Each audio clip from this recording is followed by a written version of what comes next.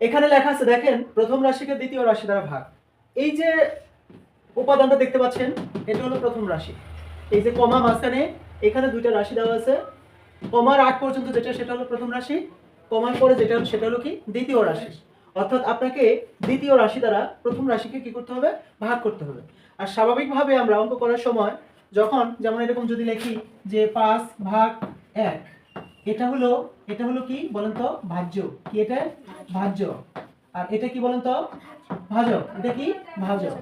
তো স্বাভাবিকভাবেই আমরা যে নিয়মটা জানি সেটা হলো প্রথম যেটা থাকে সেটা হলো ভাজ্য, দ্বিতীয় যেটা থাকে সেটা হলো কি ভাজক। নিয়মত ভাজক দ্বারাই ভাজ্যকে কি করা হয়, ভাগ করা হয়। এই জন্য এখানে বলা হয়েছে প্রথম রাশিকে দ্বিতীয় রাশি দ্বারা কি করতে হবে, ভাগ করতে হবে। তো এই অঙ্কটা বেশ কয়েকটা নিয়মে আপনি সমাধান করতে পারেন। তো আমি প্রথমত স্টেপ বাই স্টেপ যে কয়েকটা নিয়ম করানো যায় আমি আপনাদেরকে দেখাবো। প্রথমত আমি এখানে লিখলাম, এখানে লিখে তো আমি প্রথমত যেটা করব এখানে 45 a টু দি পাওয়ার 4 ভাগ, এটা ভাগ দিচ্ছি 9 স্কয়ার। কি বলেন তো 9 স্কয়ার। আমরা যেরকম ভাগ করি যেমন 8 ভাগ হলো 4, এভাবে ভাগ করি না আমরা পাটিগণিতের সময়, তখন 4 দুগুণে 8 এভাবে আমরা কি করি ভাগ করি। 4 দুগুণে 8 ভাগ করলে হলো 2, ভাগ শেষ হলো কত 0। ঠিক এই জায়গায় ঠিক তাই আমরা প্রথমত যেহেতু এটা বীজগণিত, প্রথমত এখানে দেখেন অঙ্ক কত আছে বলেন তো 9, আর এখানে আছে কত বলেন তো 45। এই 9 দ্বারা 45 কে ভাগ করব। 9 ঘর নামতা বলবো 5 নং, তাহলে আমরা এখানে 5 লিখছি, 5 নং 45। এরপর এখানেও আমরা 45 লিখলাম। এরপর আছে কি বলেন তো a টু দি পাওয়ার 4। কি আছে a টু দি পাওয়ার 4। এখানে আছে হলো a স্কয়ার। এইখানে হলো 2টা, এখানে হলো 4টা। ভাগ হলো বিয়োগের সংক্ষিপ্ত নিয়ম। কিসের সংক্ষিপ্ত নিয়ম? অর্থাৎ বিয়োগের সংক্ষিপ্ত রূপকে ভাগ বলে আর যোগের সংক্ষিপ্ত রূপকে কি বলে, গুণ বলে। তাহলে আমরা যেহেতু ভাগ করছি তার মানে পাওয়ার কখনো গুণ হয় না, পাওয়ার কখনো ভাগ হয় না। পাওয়ার যদি গুণ থাকে তাহলে আমাকে যোগ করতে হয়। পাওয়ার কোনটা? এই যে এর উপরে যে পাওয়ার 2 লিখলাম এটা হলো পাওয়ার। এটা হলো কি এর উপরে যখন এটা পাওয়ার হয় এটা হলো পাওয়ার হিসেবে কাজ করবে। কি হিসেবে কাজ করবে? আসলে রিয়েলি এর উপরে যখন আমি এখানে 2 ধরেছি, এই যে এর উপরে 2 লিখলাম, এই 2টা যখন এর উপরে দেওয়া হয় তখন সে পাওয়ার হিসেবে কাজ করে। বাট এই 2 এর নাম কিন্তু পাওয়ার না। 2 এর নাম কি? 2 এর নাম সূচক। কি 2 এর নাম হলো সূচক। 2 এর নাম কি সূচক। আর নিচে যেটা সেটার নাম হলো কি ভিত্তি। কি বলেন তো এটা ভিত্তি। আচ্ছা ভিত্তি। এখন এইটা যখন উপরে থাকবে তখন সে পাওয়ার হিসেবে কাজ করবে।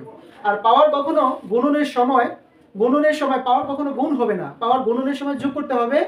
আর ভাগের সময় কখনো ভাগ হবে না, ভাগের সময় বিয়োগ করতে হবে। কি করতে হবে? বিয়োগ করতে হবে। তাহলে এখানে এ আছে 2টা, 2টাতে 4টাকে ভাগ করলে 2 দুগুণে 4, অর্থাৎ 4টা থেকে 2টা বিয়োগ করেন। মনে মনে 4টা থেকে 2টা বিয়োগ করলে কয়টা থাকে বলেন তো? 2টা। কয়টা থাকে? 2টা। তাহলে আমি এখানে লিখলাম a স্কয়ার, অর্থাৎ 2টা থাকে, এজন্য উপরে পাওয়ার 2 দিয়ে a স্কয়ার আকারে প্রকাশ করলাম। এখন এটা আপনি পরবর্তী আরেকটা অঙ্কের সময় বেশ ভালোভাবে কনসেপ্ট করতে পারবেন, আমি সেটা আপনাদেরকে বোঝাবো।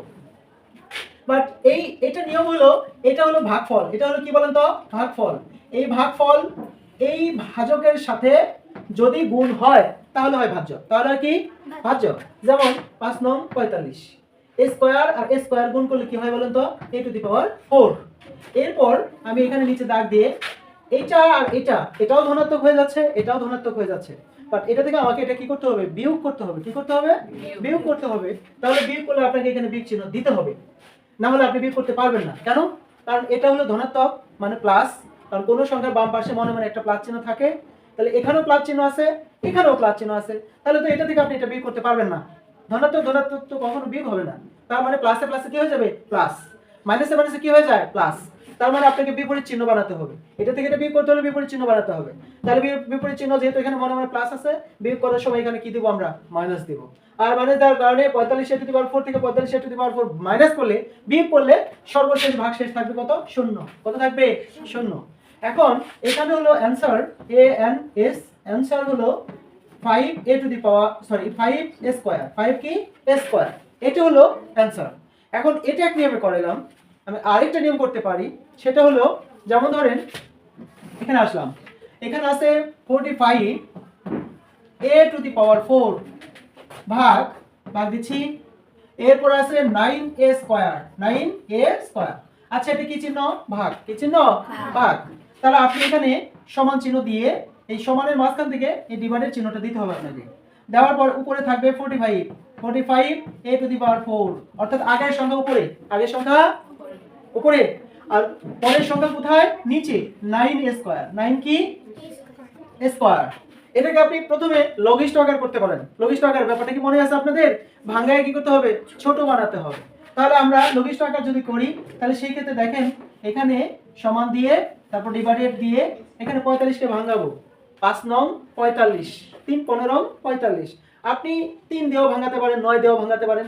যেহেতু নিচে 9 আছে, 9 দিয়ে ডাইরেক্ট 45 কে ভাগ যায়, তাহলে আপনি এইভাবে করতে পারেন। 5 নং 45, 5 ইনটু 9, 5 ইনটু কি 9, আর নিচে আছে 9, 9 লিখলাম। এবার এইখানে কয়টা আছে বলেন তো? চারটা। কয়টা আছে? এটা হলো পাওয়ার। এটা কি পাওয়ার? যেমন এর উপরে যদি পাওয়ার 4 থাকে, আপনাকে কল্পনা করতে হবে যেহেতু উপরে পাওয়ার 4 আছে, তাহলে এখানে এ আছে চারটা। কয়টা? তাও কি আকারে? গুণ আকারে। কি আকারে? গুণ আকারে বা ইনটু আকারে। এ একটা, এ আরেকটা, এ আরেকটা, এ আরেকটা। এই হলো চারটা। চারটা এ। আবার এটা পাওয়ার হলো কিভাবে? আচ্ছা আপনারা বলেন, এই যেখানে আমি এই পেন্সিল বা চকটা ধরেছি সেখানে এ কয়টা আছে বলুন তো? একটা বললেন, নিশ্চয়ই এখানে একটা 1 আছে, না হলে আপনি একটা বললেন কিভাবে? একটা 1 আছে না? এই জায়গায় একটা 1 আছে। তারপর এখানে কয়টা? একটা। এখানেও একটা 1 আছে।